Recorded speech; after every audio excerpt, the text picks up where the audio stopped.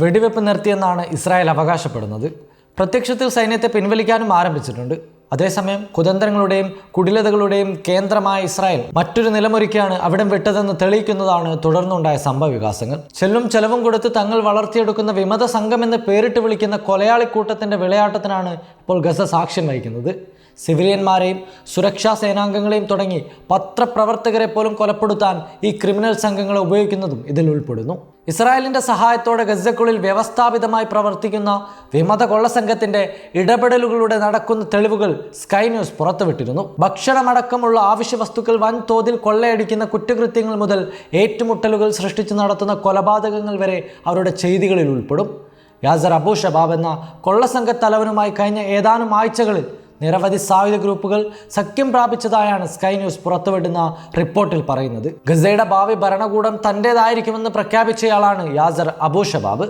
Sky ന്യൂസിന്റെ data and forensic unit മാസങ്ങളായി യാസറും അനുയായി സംഘങ്ങളും ചെയ്യുന്ന പ്രവർത്തനങ്ങൾ ട്രാക്ക് ചെയ്തു വരികയായിരുന്നു. നിലവിലെ വെടിനിർത്തൽ കരാർ പ്രകാരം ഒന്നാം ഘട്ട ഗസ മുനമ്പിലെ പല ജനവാസ മേഖലകളിൽ നിന്നും ഇസ്രായേലി സൈന്യം പിൻവാങ്ങലിന് തുടക്കമിട്ടുണ്ട്. എന്നാൽ പകുതിയിൽ അധികമിടത്തും ഇസ്രായേലി സൈന്യം ഇപ്പോഴും നിലനിൽക്കുന്നുമുണ്ട്. വെടിനിർത്തൽ നടപ്പിലാക്കിയതിൻ്റെ ആദ്യ ദിവസം തന്നെ ഇസ്രായേലി സൈന്യം ഏകദേശം 40 സാധാരണക്കാരെയാണ് വെടിവെച്ചു കൊന്നത്. സൈന്യം ആയുധം താഴെ വെച്ചു എന്ന അവസ്ഥ വന്നപ്പോൾ ഹമാസിനെതിരെ ഇസ്രായേൽ പിന്തുണച്ച 3 പ്രാഥമിക സായുധ സേനകൾ സിവിലിയന്മാർക്കും ഹമാസുമായി ചേർന്ന സുരക്ഷാ സേനയ്ക്കും നേരെയുള്ള ആക്രമണങ്ങളും വർദ്ധിപ്പിച്ചു. മയക്കുമരുന്ന് കടത്തുകാർ, മുൻ ഫലസ്തീനി അതോറിറ്റി പ്രിവെന്റീവ് സെക്യൂരിറ്റി ഫോഴ്സ് അംഗങ്ങൾ, സലഫിസ്റ്റ് തീവ്രവാദികൾ ഇവരാണ് ഈ തീവ്രവാദ ഗ്രൂപ്പുകളെ നയിക്കുന്നത്.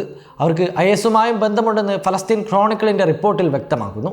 അമേരിക്കൻ പിന്തുണയോടെ ഗസയിൽ പ്രവർത്തിച്ച ഗസ ഹ്യൂമാനിറ്റേറിയൻ ഫൗണ്ടേഷനിൽ നിന്ന് ഇവർ ഭക്ഷണ സാധനങ്ങൾ വൻതോതിൽ കൈപ്പറ്റിയതായി സ്കൈ ന്യൂസ് ചൂണ്ടിക്കാട്ടുന്നു. പട്ടിണിയിലായവരോട് വിവേചനപരമായി പെരുമാറിയതിന് വിമർശനം നേരിട്ട ഫൗണ്ടേഷനാണിത്. എങ്ങനെയാണ് പണവും തോക്കുകളും കാറുകളും കള്ളക്കടത്ത് നടത്താൻ ഇസ്രായേൽ സൈന്യം തങ്ങളെ സഹായിക്കുന്നതെന്ന് യാസർ അബു ഷബാബിന്റെ മുതിർന്ന കമാൻഡർമാരിൽ ഒരാൾ സ്കൈ ന്യൂസിൽ നടത്തിയ എക്സ്ക്ലൂസീവ് അഭിമുഖത്തിൽ തുറന്ന് പറയുന്നുണ്ട്. ഇത്തരം വിമത സംഘങ്ങൾക്ക് പിന്തുണ നൽകുന്നതിലൂടെ ഗസയെ വിഭജിച്ച് കീഴടക്കുക എന്നതാണ് ഇസ്രായേലിന്റെ ലക്ഷ്യമെന്നും നിരീക്ഷകർ വ്യക്തമാക്കുന്നു. കഴിഞ്ഞ ഒരാഴ്ചയായി ഗസ മുനമ്പിൽ ഈ ഗ്രൂപ്പുകൾ കൊലപാതകങ്ങൾ നടത്താൻ തുടങ്ങിയിട്ടുണ്ട്.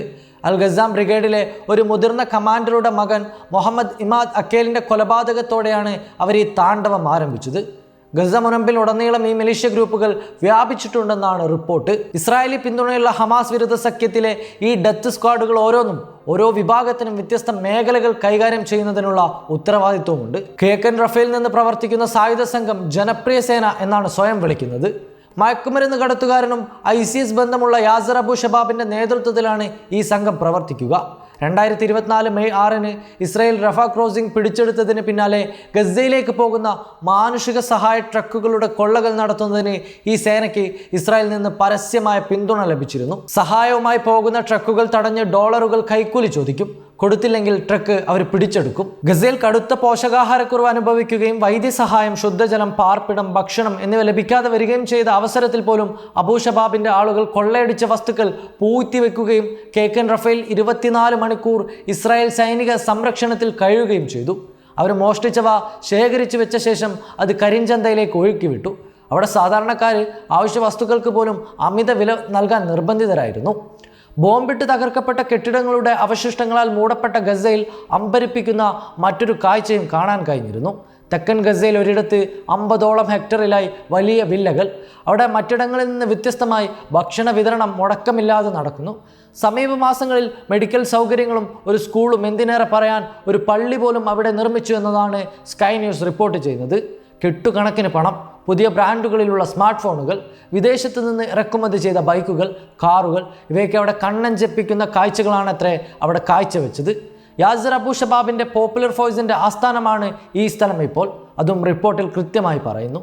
1500ഓളം പേര് ഇവിടെ കഴിയുന്നതായും അതിൽ 700ഓളം പേർ വിമത പോരാളികളാണെന്നും മുതിർന്ന സീനിയർ കമാൻഡർ അഭിമുഖത്തിൽ കൃത്യമായി വെളിപ്പെടുത്തി. ഗസയിലുടനീളം 3000ഓളം പുതിയ ആളുകൾ ഗ്രൂപ്പിന്റെ സേനയിലേക്ക് നിയമിതരായെന്നും അയാൾ അവകാശപ്പെടുന്നുണ്ട്. വേൾഡ് ഫുഡ് പ്രോഗ്രാമിന്റെ സഹായ ട്രക്കിൽ നിന്നുള്ള ധാന്യങ്ങളുടെ ചാക്കുകൾ കൊള്ളയടിക്കുന്ന ദൃശ്യങ്ങളും സ്കൈ ന്യൂസ് പുറത്തുവിട്ടിട്ടുണ്ട്. ഫലസ്തീൻ പ്രതിരോധവും ആഭ്യന്തര സുരക്ഷാ സേനയും അവരെ വേട്ടയാടുമ്പോഴും ഇസ്രായേൽ സൈന്യത്തിൻ്റെ നിർദ്ദേശപ്രകാരം ഈ മരണ സ്ക്വാഡുകൾ കൊലപാതകങ്ങളും കവർച്ചകളും റെയ്ഡുകളും തുടരുമെന്നതാണ് ഇനി സംഭവിക്കാൻ സാധ്യതയെന്നതാണ് റിപ്പോർട്ടുകൾ വ്യക്തമാക്കുന്നത്. ഇതിനിടയിൽ കുഴപ്പങ്ങൾ വിതയ്ക്കാനും സുരക്ഷാ സാഹചര്യം അസ്ഥിരപ്പെടുത്താനുമുള്ള ശ്രമങ്ങളും ഉണ്ടാകും. കൂടാതെ ഹമാസിനെതിരായ ശക്തമായ പ്രചാരണങ്ങൾ നടത്തും. ഹമാസ് അടിസ്ഥാന പ്രക്ഷോഭത്തിനെതിരെ നടപടിയെടുക്കുന്നുവെന്ന് അവകാശപ്പെടാൻ ഇതിനകം തന്നെ ഇസ്രായേലി പ്രചാരകർ പഴയ വീഡിയോകൾ, വ്യാജ വീഡിയോകൾ എന്നിവയൊക്കെ ഇതിനകം തന്നെ ഉപയോഗിച്ച് കഴിഞ്ഞിട്ടുണ്ട്.